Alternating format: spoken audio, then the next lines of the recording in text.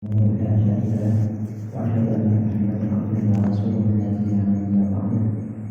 اللهم صل وسلم وبارك على محمد وعلى اله واصحابه اجمعين ومن تبعهم باحسان الى يوم الدين. اما بعد.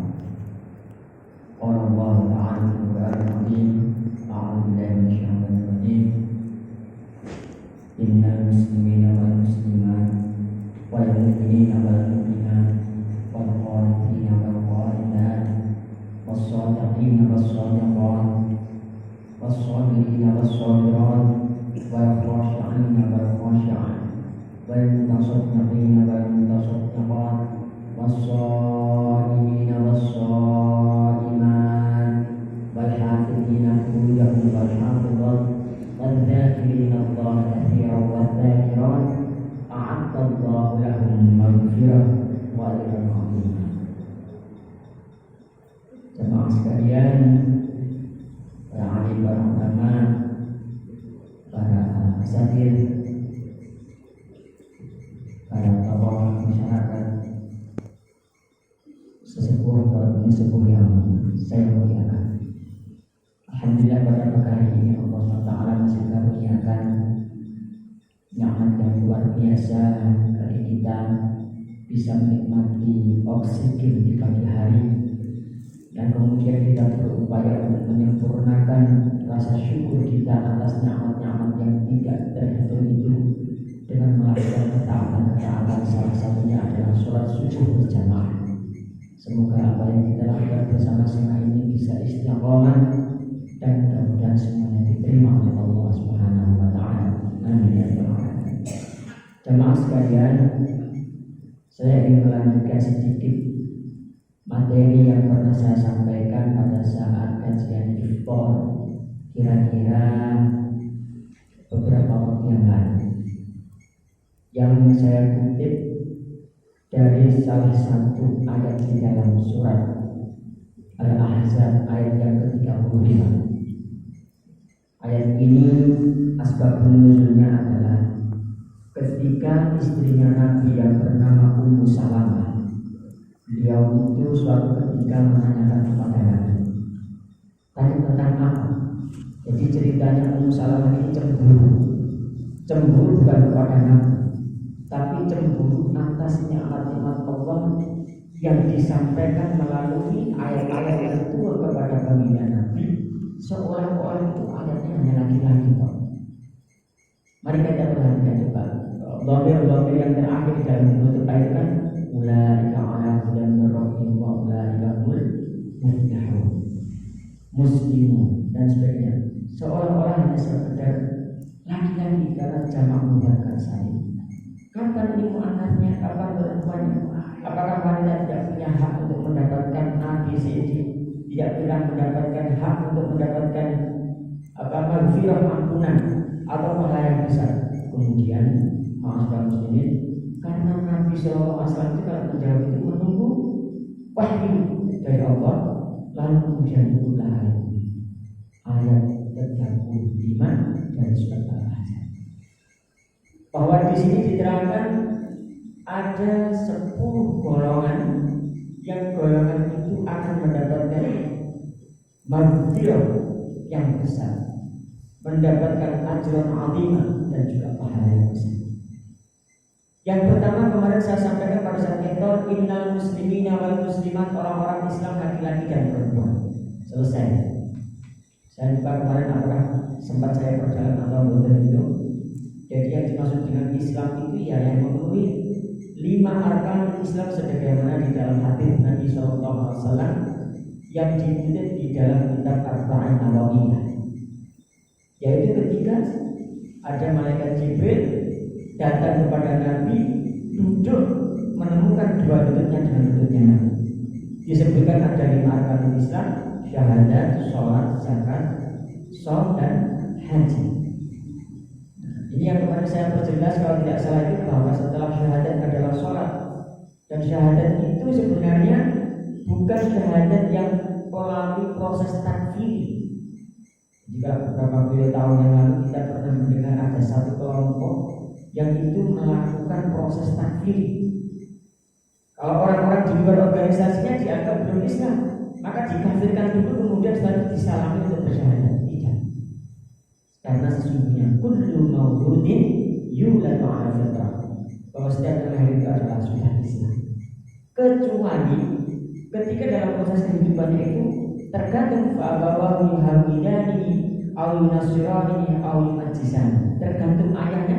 Kalau kemudian pernah mendeklar dirinya dia pernah bersaksi ada ilah selain Allah, artinya pernah memeluk agama selain Islam, maka kemudian kalau berhijrah kembali kepada Islam harus syahadat.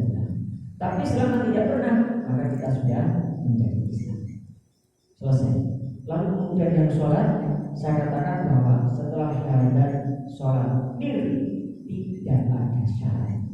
Karena selama ini kita sering sekali mendapatkan satu kajian-kajian yang sudah mulai marah, ini sebenarnya sudah lama, tapi banyaknya mulai tidak tahu ada apa. Katanya bahkan mengatakan saya tidak akan sholat selama hati saya benar. Katanya percuma kalau kita sholat ternyata masih banyak dosa, mending tidak usah sholat. Tidak. Tapi justru dibalik, inna sholat tanha 'anil fahsya'i wal munkar. Selesai ya sampai di sini. Nah, kemudian setelah kita muslimin wal muslimat, yang kedua adalah kaum mukminin wal mukminat, orang iman yang laki-laki dan perempuan. Selanjutnya yang ketiga adalah wasadiqina wasadiqat wal qanitina wal qanitat, orang-orang yang taat laki-laki dan perempuan.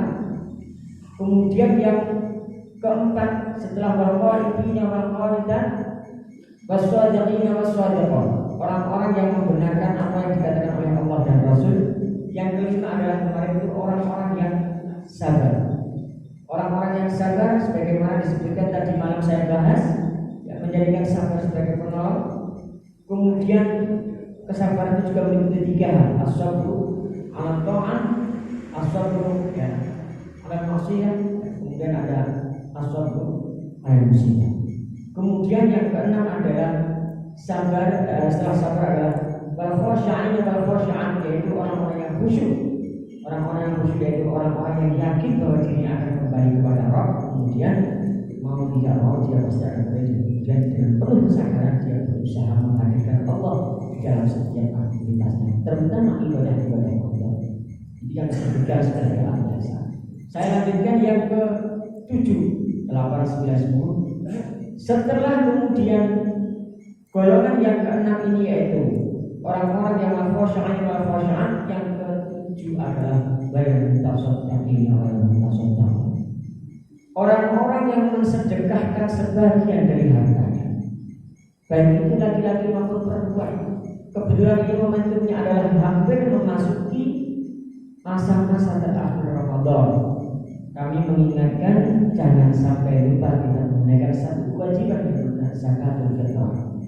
Meskipun selain zakatul fitrah kita juga perlu harus menghitung-hitung apakah kita sudah wajib melakukan zakat mal, menunaikan zakat mal atau belum. Syaratnya ada dua, yaitu haul 1 tahun dan juga 1 nisab. Saya yakin insyaallah Al-Hidayah akan memberikan fasilitas terhadap jamaah yang ingin menunaikan zisnya, zakat infak dan sebagainya.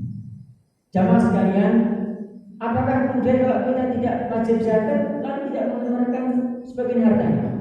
Kata Allah Subhanahu wa taala di dalam surat At-Taubah, a'udzubillahi minasyaitonir rajim, khudh min amwalihim shadaqatan tutahhiruhum wa tuzakkihim biha wa shalli 'alaihim inna sholataka sakanun lahum.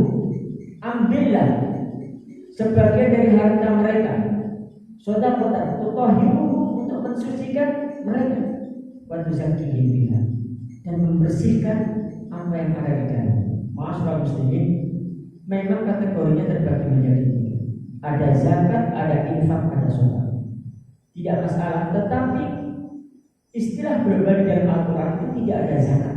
Yang ada adalah sedekah. Kemudian para jumhur ulama itu mengklasifikasikan berdasarkan apa yang dikatakan oleh Rasulullah SAW dan juga para sahabat yang dilakukan itu menjadi 3. Yang pertama adalah zakat, karena zakat itu artinya berarti memungutnya ada aturan, distribusinya juga ada aturan. Distribusinya hanya sekedar kepada ashabul asnaf. Ada 8 golongan ya yang wajib menerima zakat. Di luar itu maka tidak boleh menerima zakat. Yang lingkaran yang lebih luar adalah infak. Infak itu masuknya bebas, tetapi distribusinya terikat. Berapapun jumlahnya tidak masalah. Tidak harus satu nisab, tidak harus satu haul, tapi distribusinya terikat. Kalau memang itu adalah infaknya infak anak yatim, berarti harus disalurkan pada anak yatim. Kalau infaknya infak masjid, berarti harus ke masjid. Kalau infaknya adalah infak dai, berarti ke infak dai. Kalau infak dunia Islam, ke infak dunia Islam. Yang terakhir, yang atas, yang keluar adalah sedekah. Sedekah ini masuknya bebas, distribusinya juga bebas.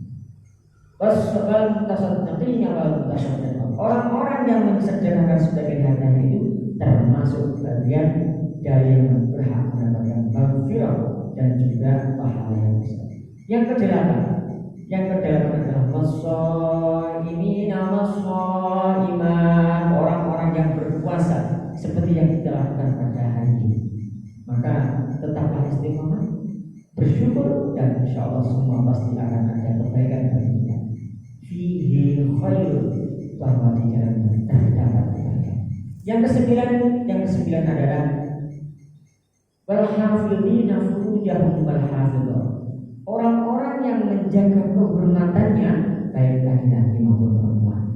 Jamaah sekalian, hari-hari ini seolah-olah kehormatan itu menjadi barang yang sangat berharga seperti mutiara. Bagaimana tidak? Ada sebagian orang yang mengatakan bahwa kalau menekan pergaulan itu bertentangan dengan hak asasi manusia. Maaf kaum muslimin, sesungguhnya hak asasi manusia itu adalah istilah yang dibuat oleh orang-orang barat, orang-orang orientalis yang sama sekali tidak mengenal terhadap syariat Islam.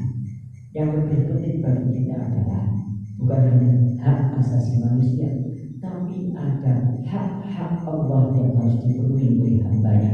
Salah satunya adalah menyempurnakan ketaatan terhadap syariat. Dan yang terakhir, setelah berhafidhina furujahum wal hafidhat, yang 10 adalah wadzakirinallaha katsiran wadzakirat, orang-orang yang senantiasa berzikir baik laki-laki maupun perempuan. Jamaah sekalian, zikir itu bisa dimaknai secara umumnya adalah mengucapkan zikir dengan lisan kita. Akan tetapi makna yang lebih luas zikir itu adalah merupakan penyatuan dari pemikiran, lisan, dan juga perilaku kita. Kalau misalkan kita melakukan aktivitas, apakah itu ibadah kita, apakah muamalah kita dengan sesama, kemudian kita berusaha betul-betul menghadirkan bahwa Allah melihat kita, innallaha ma'ana. Salah satu implementasinya adalah contohnya ketika kita bertransaksi tidak boros, tidak judi, kemudian tidak ribawi, kemudian kita juga tidak melakukan kecurangan-kecurangan, apakah kecurangan timbangan atau ukuran volume dan sebagainya. Itu termasuk salah satu dari upaya kita di dalam berpikir kepada Allah SWT, karena selalu menghadirkan Allah di dalam diri kita dalam setiap aktivitas, apakah laki-laki maupun perempuan. Wadzakirinallaha katsiran wadzakirat, a'addallahu lahum maghfirah, mereka itulah yang telah mendapatkan ampunan wa ajran 'azima, dan pahala yang besar. Itu adalah 10 golongan orang-orang yang telah mendapatkannya. Mudah-mudahan golongan yang sedoyo termasuk dari kesemuanya itu. Kalau masih ada 1 atau 2 yang kurang, mari kita bersama-sama untuk menyempurnakan ketaatan kita kepada Allah, agar Allah berkenan memberikan rahmat kita, bisa istiqamah, dan mudah-mudahan pada saat kita diambil dalam kondisi husnul khatimah. Aku berdoa di hari-hari yang astagfirullahaladzim. Alhamdulillah.